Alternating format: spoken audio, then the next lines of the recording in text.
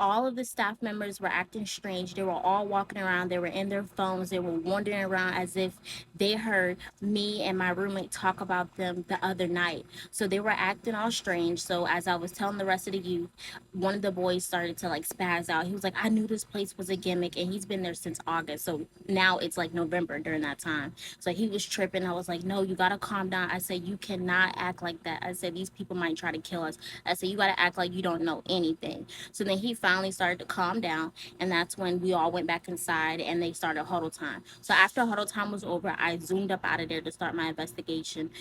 So I started at the GameStop, and I asked the boy, how old do you have to be inside the Covenant House? And he said the youngest age they, no, the oldest age they take is 20. I was like, well, I'm 21. He was like, I was like, exactly, I'm in there. And so he told me that he was going to give me one of the contact informations of his friend that used to work with him, that used to stay there, so that I can contact him. So I got his contact information. I never contacted him. So my next step, I went to the hospital.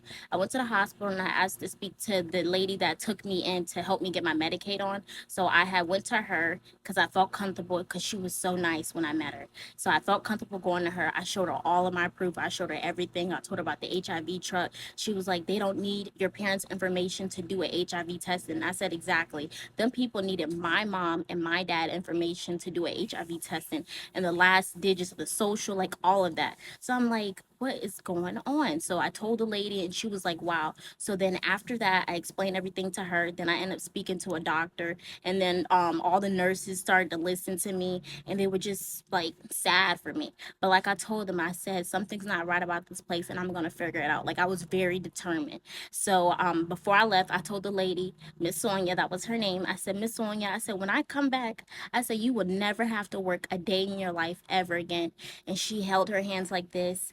And she was like, and then I walked up out of there. So my next step was I went downstairs. One of the security guards was asking me, "Am I okay?" And I told him I was fine. And he was like, "Do you need a place to go?" I said, "No, I'll be okay." So then I walked up out of there. Hold on.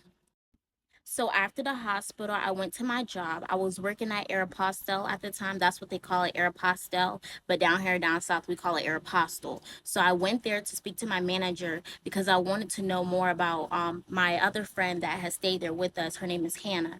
And I wanted to know about her situation because they were always treating her so wrong in there. And it broke my heart so bad. So I asked her, how did she get fired? Because I thought they had set her up. So she said that they fired her because she had vomited on the floor. And I told her the reason why she vomited on the floor because they keep telling her she has Tourette syndrome.